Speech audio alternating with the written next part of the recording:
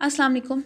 आज हम ट्राईएसाइलग्लिसरॉल के बारे में डिस्कस करेंगे, जो कि स्टोरेज पार्ट है, लिपिड्स का मेन स्टोरेज है। ठीक है, बहुत इंपॉर्टेंट है triacylglycerol as a short questions and also MCQs point of view. ठीक है, सो फर्स्ट हम इसके सिंथेसिस देखेंगे, देन जो है इसकी ब्रेकडाउन देखेंगे कि इसकी ब्रेकडाउन की हमें क्यों ज़रूरत पड़ती है। ब्रेकडाउन को हम, जो इसका दूसरा नेम है वो हम इसको लिपोलाइसिस भी बोलते हैं। सो हम वो भी डिटेल से डिस्कस करेंगे, बट अभी जो है हम सिंथेसिस के बारे में डिस्कस करेंगे कि ट्राईएसाइलग्लिसरॉल को हम कैसे सिंथेसाइज कर सकते हैं। सो जो TAG मतलब टैग इसकी शॉर्ट फॉर्म है, ये फैटी एसिड से मिलके बनता है एंड ग्लिसरॉल से। ट्राईएसाइलग्लिसरॉल जो है वो फैटी एसिड एंड ग्लिसरॉल के मिलने से बनता है। सो अब इसमें एक दो पॉइंट हैं जो कि बहुत इंपॉर्टेंट है। वो ये हैं कि जो फैटी एसिड है ये एक फैटी एसिड से मिलके नहीं बनता, बल्कि इसको अपने लिए 3 फैटी एसिड्स चाहिए। 3 फैटी एसिड्स आएंगे तो ही टैग बनेगा। So for example F1, F2, F3 ये फैटी एसिड्स हैं। अब यहाँ पे भी इसने कंडीशंस लगाई हैं। ये जो टैग है ये बहुत ही नखरीला। ठीक है, ये पहले तो कहता है कि मुझे एक तो फैटी एसिड चाहिए नहीं, मुझे 3 चाहिए। ठीक है, देन फिर वो कंडीशन लगाता है कि 3 जो चाहिए वो भी डिफरेंट होने चाहिए। एक ये कहता है कि जो फैटी एसिड हो वो सैचुरेटेड हो। ठीक है, एक है वो सैचुरेटेड होना चाहिए, जो सेकंड है वो अनसैचुरेटेड होना चाहिए। डिफरेंट कंडीशन जो है वो अप्लाई कर रहा है टैग अपने बनने के लिए। ठीक है, नखरे साला है कुछ। अब जो थर्ड वन है वो कहता है वो सैचुरेटेड हो या फिर अनसैचुरेटेड, उनमें से कोई भी हो। सैचुरेटेड भी हो सकता है या फिर अनसैचुरेटेड भी हो सकता है। सो फैटी एसिड के लिए 3 कंडीशंस उसने लगा दी हैं। अब फैटी एसिड तो हमें पता चल गया कि वो सैचुरेटेड, अनसैचुरेटेड या फिर सैचुरेटेड या फिर अनसैचुरेटेड, इन तीनों से मिल के जो है टैग बनेगा। अब हमें ग्लिसरॉल भी चाहिए। ग्लिसरॉल भी देखना है कि वो कैसे बनता है, उसका भी एक पाथवे है। ग्लिसरॉल का जो है एक रिसेप्टर है। ठीक है, जो कि यूज़ होता है टैग में। ट्राईएसाइलग्लिसरॉल को बनाने के लिए ग्लिसरॉल का एक रिसेप्टर है। वो रिसेप्टर क्या है? वो है ग्लिसरॉल 3-फॉस्फेट।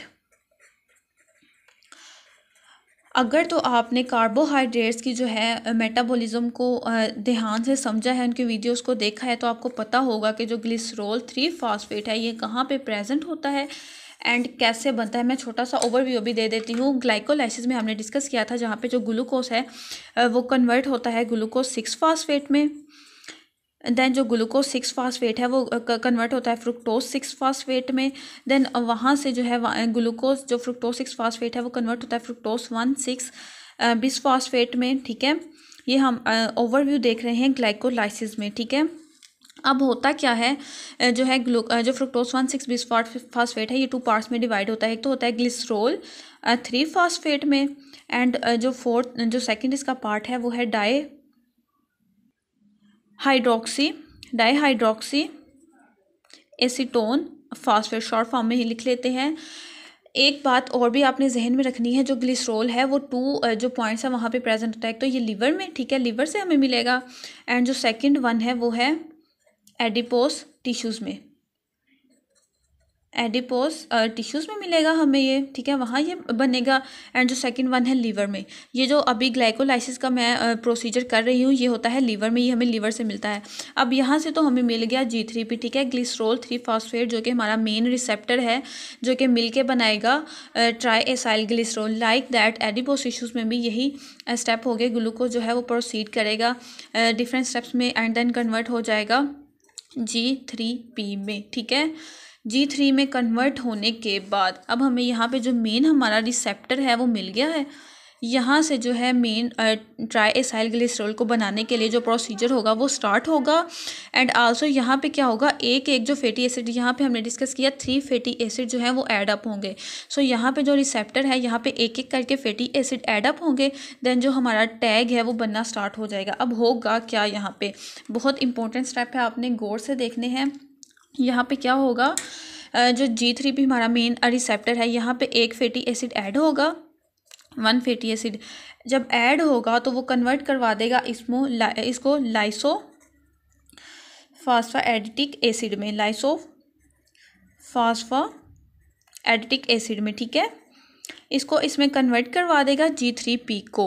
अब यहाँ पे क्या होगा जो है, देन सेकंड जो फैटी एसिड है वो आएगा एंड इसको मज़ीद कन्वर्ट करवा देगा फास्फोएडिटिक एसिड में। ठीक है, ये लाइजो कट जाएगा यहाँ पे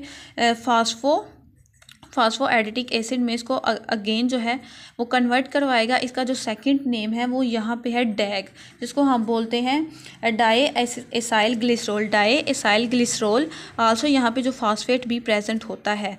अब देखें यहाँ पे समझने वाली बात है कि जो डैग फास्फेट है, हमें ओनली डैग जो आगे कन्वर्ट होगा टैग में। ठीक है, ट्राई एसाइल फास्फेट ग्लिसरॉल में। अब यहाँ पे हमें सिर्फ टैग चाहिए, फास्फेट नहीं चाहिए। तो अब हम यहाँ पे क्या करेंगे, जो ये फास्फेट है इसको हमने रिमूव करना है। तो अब उसके लिए हम क्या करेंगे, ये फास्फेट है, यहाँ पे आ जाएं।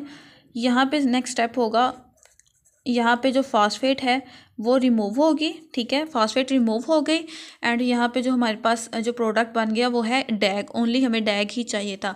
अब यहाँ पे क्या होगा, डैग के बाद यहाँ पे थर्ड जो है वो फैटी एसिड आएगा एंड इसको मज़ीद कन्वर्ट करवा देगा टैग में। सो फाइनली जो हमारा मेन प्रोडक्ट है टैग वो यहाँ पे हमें मिल गया है। सो जल्दी से इसका ओवरव्यू देख लेते हैं। जो टैग है वो फैटी एसिड एंड ग्लिसरॉल से मिलके बनता है। अब इसकी ज़िद है कि फैटी एसिड एक नहीं होने चाहिए, 3 होने चाहिए। सो 3 फैटी एसिड्स एंड ग्लिसरॉल मिल के टैग बनाते हैं। अब जो ग्लिसरॉल है उसका मेन रिसेप्टर है जो कि टैग को आगे प्रोसेस करवाता है, वो है ग्लिसरॉल 3 फास्फेट। वो हमें कहाँ से मिलेगा, वो मिलेगा लीवर से या फिर एडिपोज टिश्यूज़ में। अब यहाँ पे होती है ग्लाइकोलाइसिस होगी, ग्लूकोज जो है वो उसके स्टेप्स में कन्वर्ट होके बनाएगा जो है G3P ग्लिसरॉल 3 फास्फेट जो है ये मेन रिसेप्टर है जो आगे जो प्रोसेस है उसको स्टार्टअप करवाएगा। अब यहाँ से क्या होगा, यहाँ पे फर्स्ट जो है फैटी एसिड आएगा वो कन्वर्ट करवाएगा लाइजोफॉस्फोएडिटिक एसिड में। देन जो सेकंड फैटी एसिड आएगा वो कन्वर्ट करवा देगा फास्फोएडिटिक एसिड में, जिसका दूसरा नेम है डैग डाई एसाइल ग्लिसरॉल फास्फेट। अब हमें फास्फेट नहीं चाहिए, यहाँ पे हमें सिर्फ ओनली डैग चाहिए जो कि नेक्स्ट टैग में कन्वर्ट करवाएगा। सो हम क्या करेंगे, फास्फेट को रिलीज़ करवा देंगे।